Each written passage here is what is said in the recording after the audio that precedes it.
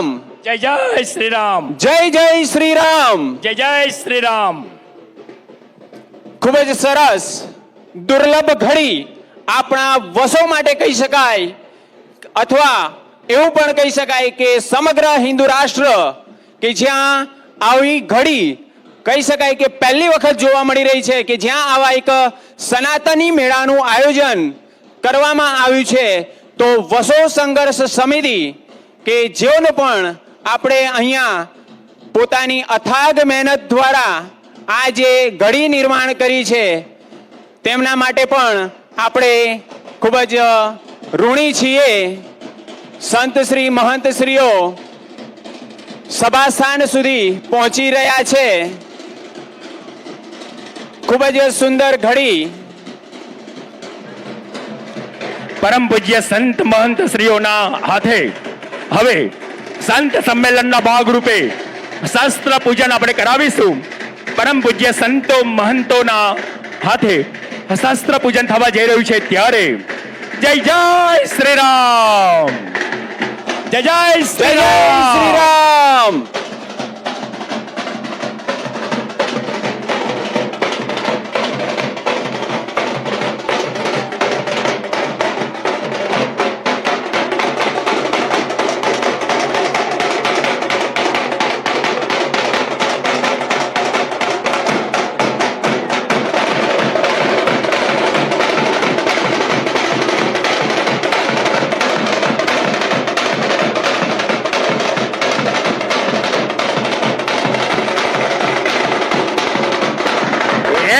શસ્ત્ર બીજા હાથમાં શાસ્ત્ર.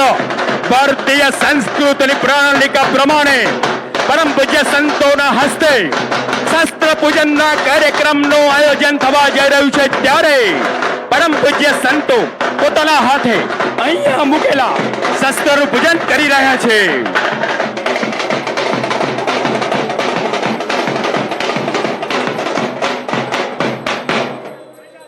જય જય શ્રી રામ. જય જય શ્રી રામ. પૂજ્ય સંતોને મંચ તરફ આવવા માટે આપણે વચ્ચેથી બધા સ્વયંસેવકો નીકળી જઈશું.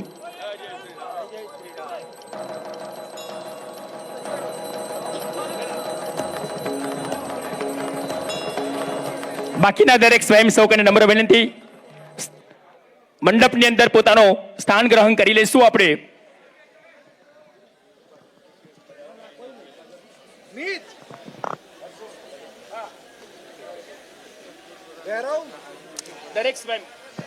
દરેક સ્વયંસેવકો ને વિનંતી, દરેક પોતપોતાનું સ્થાન ગ્રહણ કરી લઈશું. પૂજ્ય મોરારીદાસજી મહારાજ, પૂજ્ય વિજયદાસજી મહારાજ, રામેશ્વરદાસજી મહારાજ, પ્લીઝ.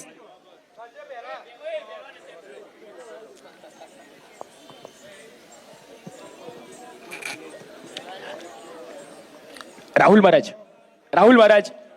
આપણે અહીંયા આવવાનું છે. એમને પહેલી ચેરમાં સામેની સાઈડે પહેલા સોફામાં આપણે પણ પહેલી સોફામાં જઈશું. દરેક યુવાનો પોતાનું સ્થાન ગ્રહણ કરી લઈશું.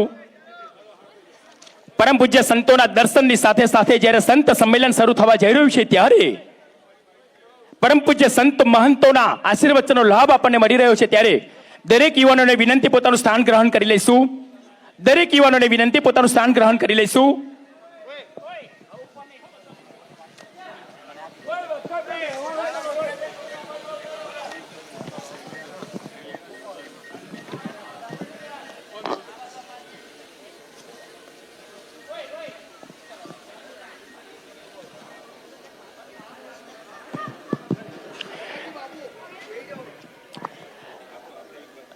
કાર્યક્રમ શરૂ થવા જઈ રહ્યો છે. આટલો સુંદર કાર્યક્રમ છે ત્યારે આપણે સૌ આ કેમ્પસમાં જ્યાં જગ્યા મળે ત્યાં આપણે સ્થાન ગ્રહણ કરી લઈએ, જેથી કરીને પૂજ્ય સંતોના દર્શન સાથે પૂજ્ય સંતોના આશીર્વચનનો પણ આપણને લાભ મળે. દરેક સ્ટોલ ઉપર જે લોકો ઊભા છે તે દરેક લોકોને વિનંતી, સ્વયંસેવકોને વિનંતી કે દરેક સનાતની સમાજના, સનાતની પરિવારના, સનાતની યુવાન અને વડીલોને પોતાનું સ્થાન ગ્રહણ કરવા માટે દરેક પોતપોતાનું સ્થાન ગ્રહણ કરે તેવી વિનંતી.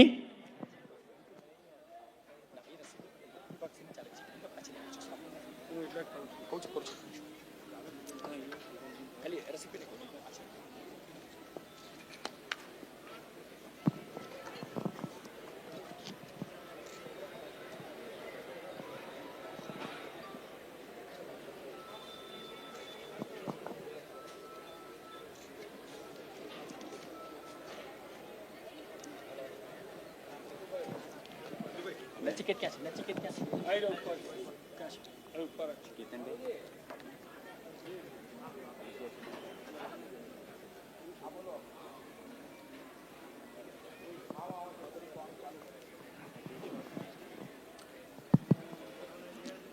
સ્ટાર્ટ કરો તમે.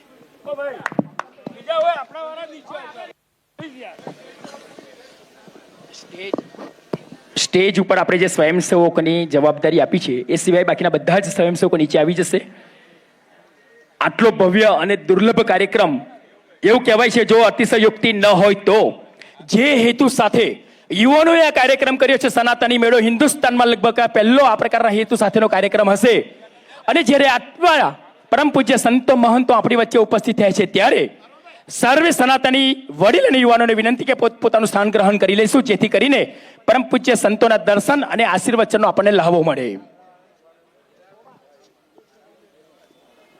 બાપુ ભગવાનને ઉપર બેહાડ દો ને, ત્યાં નીચે આ બધાને ઉપર બેહાડ દો. ભગવાનને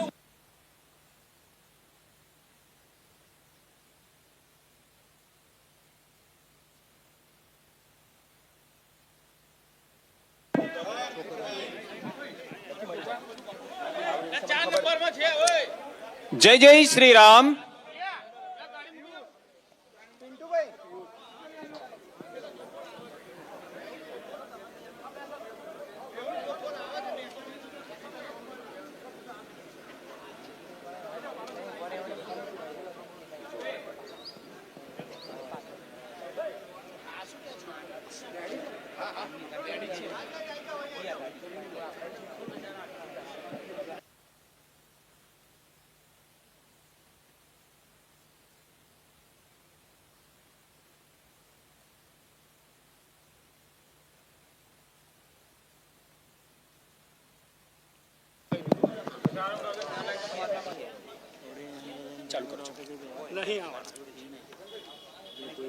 જય શ્રી રામ.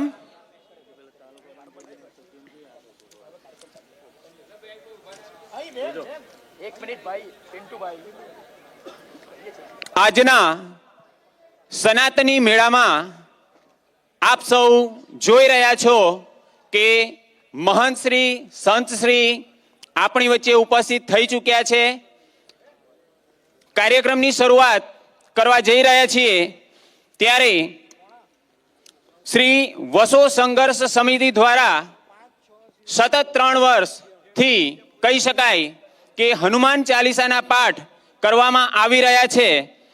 એના ફળ સ્વરૂપે આજરોજ દિનાંક 21/12/2024 ને શનિવાર તથા આવતીકાલ દિનાંક 22/12/2024 ને રવિવાર 2 દિવસીય સનાતની મેળાનું આયોજન વસો ગામમાં થઈ રહ્યું છે.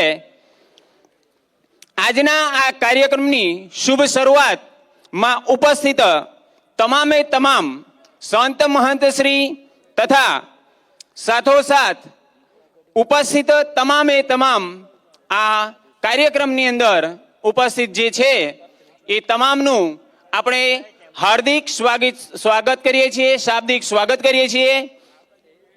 મહેમાનશ્રીઓનો પરિચય મેળવી લઈએ તો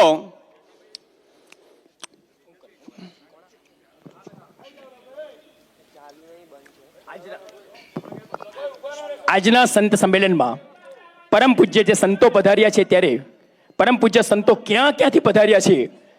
પરમ પૂજ્ય જગતગુરુ અવિચલ દેવાચાર્યજી મહારાજ અખિલ ભારતીય સંત સમિતિના રાષ્ટ્રીય અધ્યક્ષશ્રી તરીકે અત્યારે તેમની જવાબદારી વહન કરી રહ્યા છે. આપણે સારસાની અંદર જે કેવલપુરી ધામ છે તેના પોતે મહંતશ્રી છે, તેઓ આજે આપણા સંત સંમેલનના અધ્યક્ષશ્રી તરીકેની જવાબદારીની સાથે આપણી વચ્ચે દર્શન આપવા માટે પધારેલા છે. સાથે સાથે મહારાજશ્રીની જમણી બાજુ જે બેઠા છે તે પરમ પૂજ્ય મહંત શ્રી પ્રેમ સ્વરૂપદાસજી મહારાજ તીર્થધામ પ્રેરણાપીઠ પિરાણામાં જે ગુરુકુળ ચાલે છે તેના મહંતશ્રી છે, તેઓ પણ આજે આપણી વચ્ચે ઉપસ્થિત છે.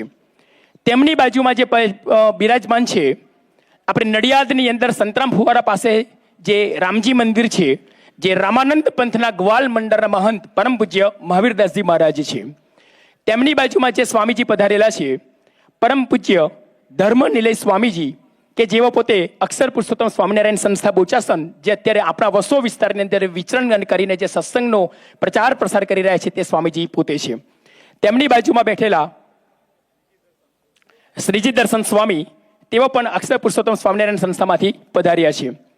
પરમ પૂજ્ય અવિચલદાસજી મહારાજ શ્રીને ડાબે હાથે જે બેઠા છે, તે પોતે પરમ પૂજ્ય લઘુ મહંત માન સરોવર દાસજી મહારાજ, ગુરુ શ્રી મસ્ત દાદુરામ બાપુ, સિદ્ધપીઠ ચનવાડ ધામની અંદર તેઓનું સ્થાન છે અને અખિલ ભારતીય સંત સમિતિના સંગઠનમાં મહામંત્રી ગુજરાત પ્રદેશની તેમની જવાબદારી વહન કરી રહ્યા છે. તેમની બાજુમાં પરમ પૂજ્ય મોરારીદાસજી મહારાજ, જેઓ શ્રી સંતરામ મંદિર કરમસદના મહંત પદે છે, તેઓ પણ આજે આપણી વચ્ચે ઉપસ્થિત છે. તેમની બાજુમાં પરમ પૂજ્ય વિજયદાસજી મહારાજ, જેઓ દંડી આશ્રમ ડાકોરના મહંતશ્રી તરીકેની તેમની જવાબદારી વહન કરી રહ્યા છે. સાથે સાથે અખિલ ભારતીય સંત સમિતિ આપણા ખેડા જિલ્લાના અધ્યક્ષશ્રી તરીકે પણ તેઓ જવાબદારી નિભાવી રહ્યા છે.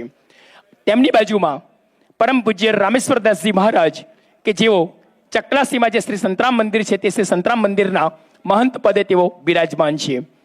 પાછળ જે બેઠેલા છે તે આદરણીય રસિકભાઈ પટેલ, રાષ્ટ્રીય સ્વયંસેવક સંઘમાં માનનીય વિભાગ સંચાલકજી તરીકેની તેમની જવાબદારી છે, તેઓ પણ આજે વચ્ચે ઉપસ્થિત છે. મહેમાનશ્રીઓનો પરિચય થઈ ગયો છે, તો હવે આપણે મહેમાનશ્રીઓને વિનંતી કરીએ કે તેઓ દીપ પ્રાગટ્ય કરીને કાર્યક્રમની શરૂઆત કરે. મહેમાનશ્રીઓ.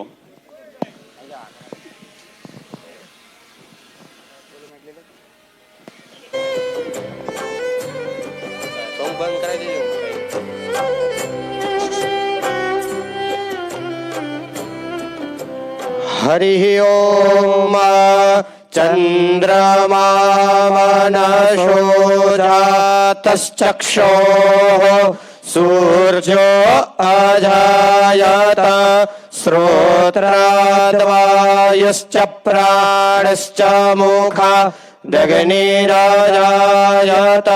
शुभं करोतु कल्याणम् आरोग्यं धनसम्पदं शत्रुबुद्धिविनाशाय दीपज्योतिर्नमोऽस्तु ते दीपज्योतिर्परब्रह्म दीपज्योतिर्जनार्दन दीपो हरते पापं दीपज्योतिर्नमोऽस्तु ते श्री संतराम महाराज की श्री रामचंद्र भगवान की ओम नमः पार्वती पतये हर हर महादेव हर.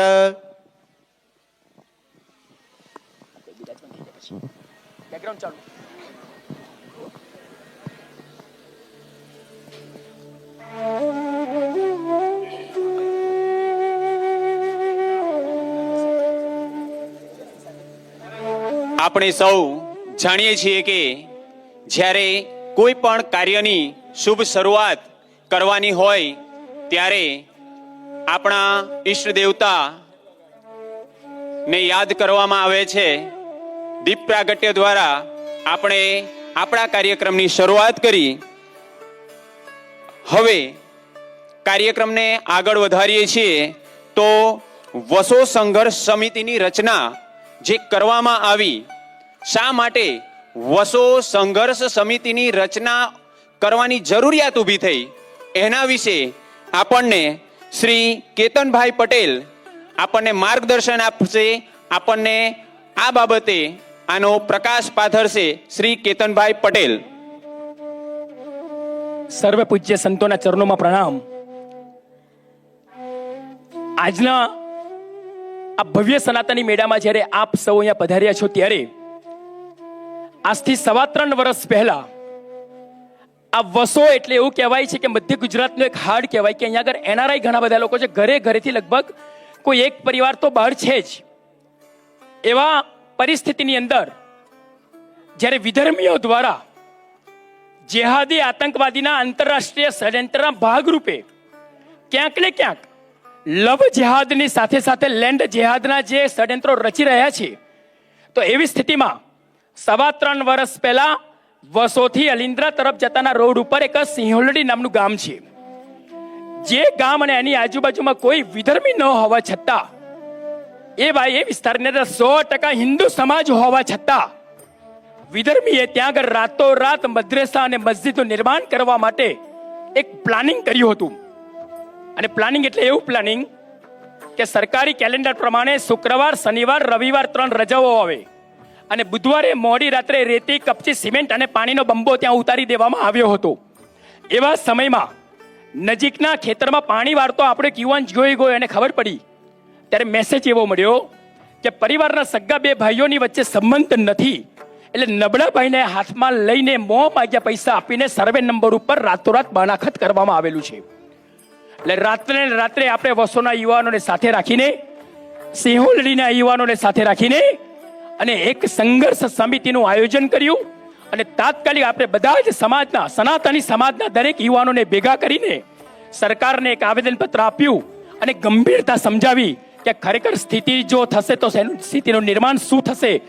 તે દિવસથી આ યુવાનોએ એક થઈને જે આવેદનપત્ર આપ્યું તેના કારણે જે સ્થિતિનું નિર્માણ થયું એ બાનાખત તો કેન્સલ થતા થઈ ગયો, પરંતુ ત્યારથી આ યુવાનો છેલ્લા 3.25 વર્ષથી દર શનિવારે નિરંતર શ્રી હનુમાન ચાલીસાના પાઠ કરે છે. અને પાઠ કેવા? એક જગ્યા પર બેસીને નહીં, ગામની અંદર અલગ અલગ સમાજની અંદર જઈને વાલ્મીકી સમાજથી બ્રાહ્મણ સમાજ, સંપૂર્ણ સનાતની સમાજ આની અંદર આવે અને સનાતની સમાજનું સ્વાભિમાન જળવાય એ પ્રકારનું કાર્ય યુવાનો કરી રહ્યા છે. 3.25 વર્ષ થયા એટલે એ લોકોએ ભેગા થઈને વિચાર્યું કે આપણે કંઈક કરવું છે અને અમે લોકો આ પૂજ્ય સંતો પાસે આવ્યા અને આ પૂજ્ય સંતોએ જે આશીર્વાદ આપ્યા તે પ્રમાણે આજે આ સનાતની મેળાનું આયોજન અમે કરેલું છે. જેમ આપ પધાર્યા છો, આપના ચરણોમાં ખૂબ ખૂબ વંદન.